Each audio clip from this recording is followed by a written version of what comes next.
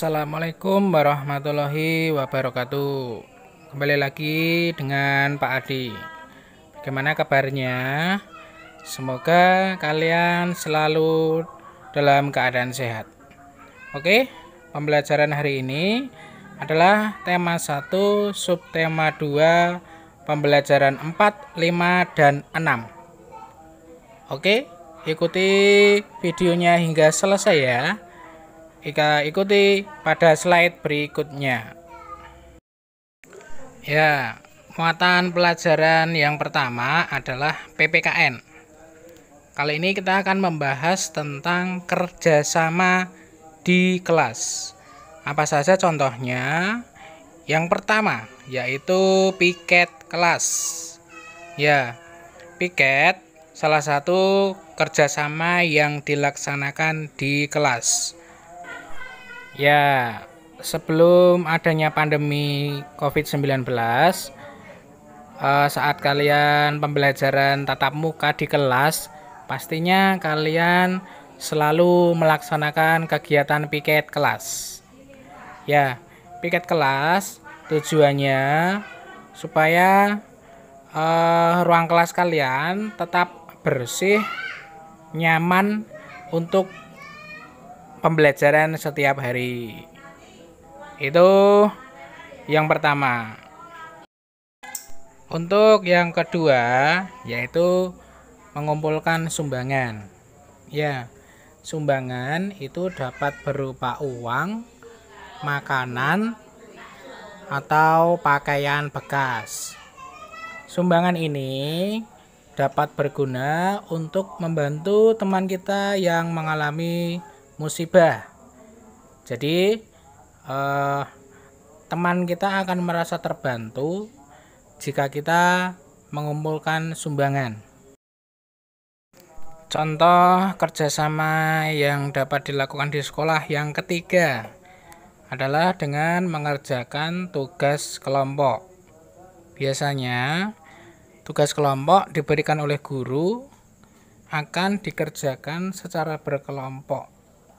Biasanya akan berdiskusi, lalu membuat hasil karya, juga presentasi di depan kelas. Itu contoh kerjasama di sekolah, di kelas juga. Selain kerjasama di sekolah, ada juga kerjasama yang bisa dilakukan di lingkungan rumah atau lingkungan masyarakat. Contoh yang pertama adalah ronda. Ronda bertujuan untuk menjaga keamanan lingkungan masyarakat. Biasanya ronda dilakukan secara bergiliran oleh warga masyarakat. Contoh yang kedua yaitu kegiatan kerja bakti.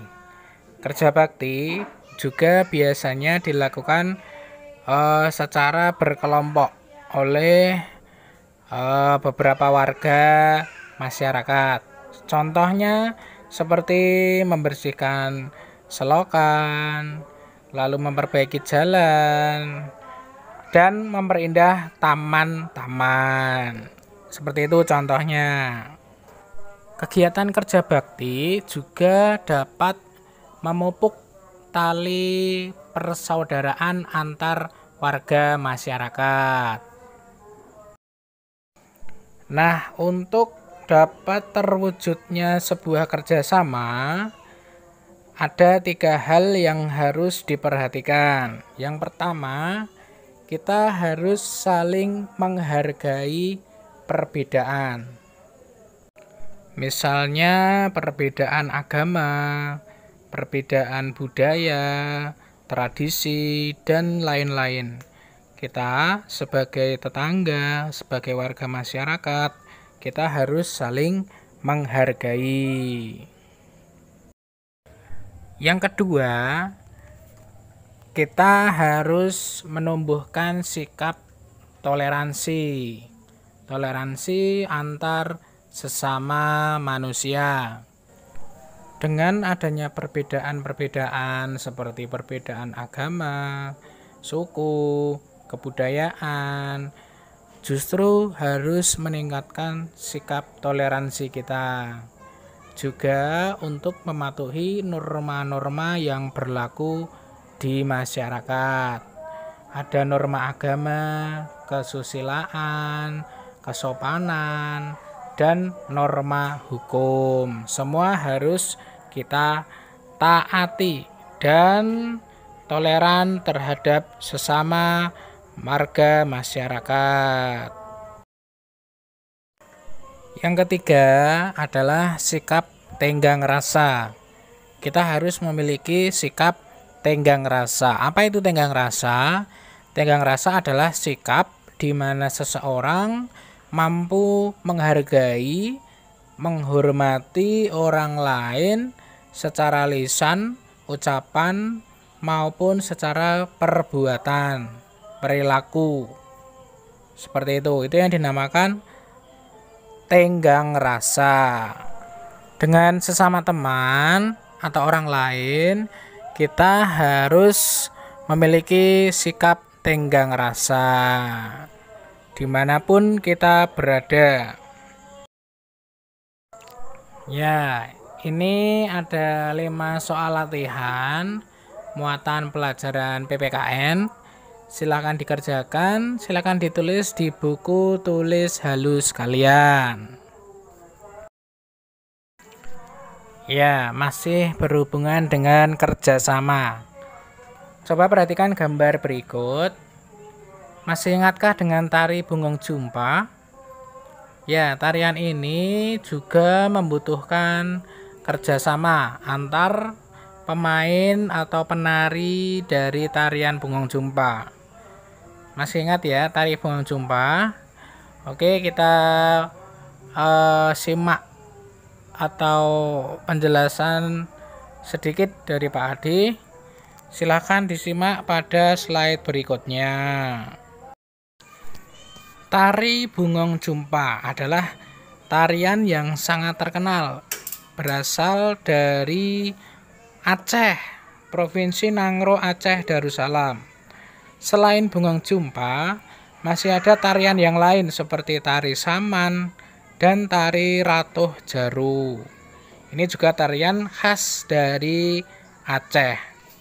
Tari Bungong Jumpa diambil dari kata bungong jumpa atau dalam bahasa Indonesia yang berarti bunga cempaka.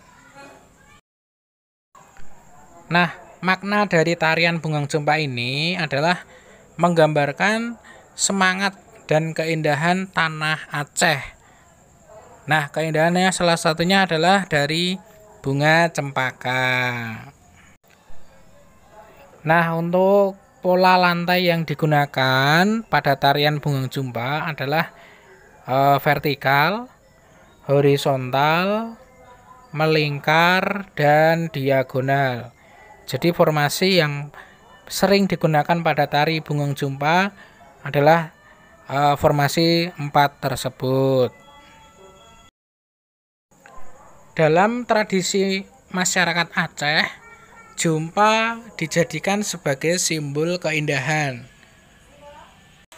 Jumpa juga biasanya dijadikan sebagai bagian dari kelengkapan upacara tradisi karena keharumannya. Nah, berikut ada 5 soal mengenai muatan pelajaran SBDP. Silakan dikerjakan di buku tulis halus kalian. Oke, untuk muatan pelajaran yang ketiga adalah bahasa Indonesia. Kita akan membuat ringkasan dengan menggunakan peta pikiran.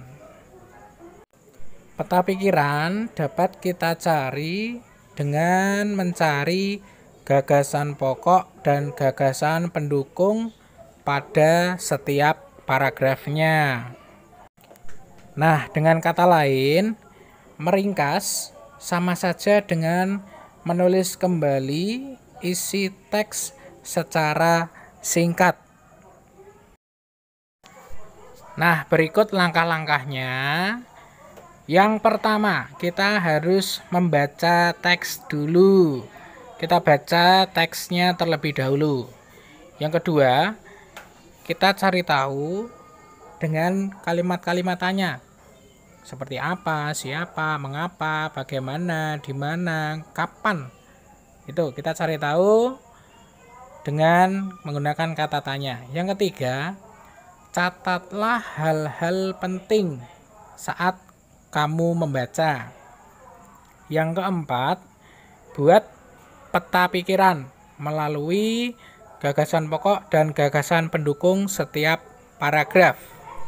Yang kelima, lalu kita buat ringkasannya.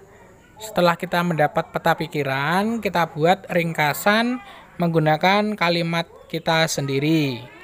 Yang keenam, kita urutkan peristiwanya. Kita urutkan sesuai dengan isi teks sebenarnya. Dan yang terakhir, gunakan kalimat yang ringkas. Kita ringkas kalimat kita yang sudah kita dapat dari peta pikiran tadi.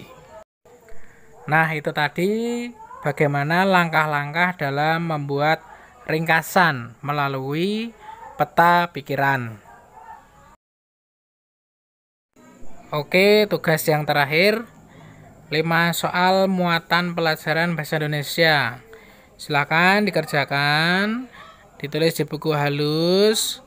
Jika sudah selesai, silakan dikirim kepada guru kelas kalian masing-masing. Gitu ya. Terima kasih untuk hari ini. Sehat selalu dan semangat belajar. Tetap patuhi protokol kesehatan. Terima kasih. Wassalamualaikum warahmatullahi wabarakatuh.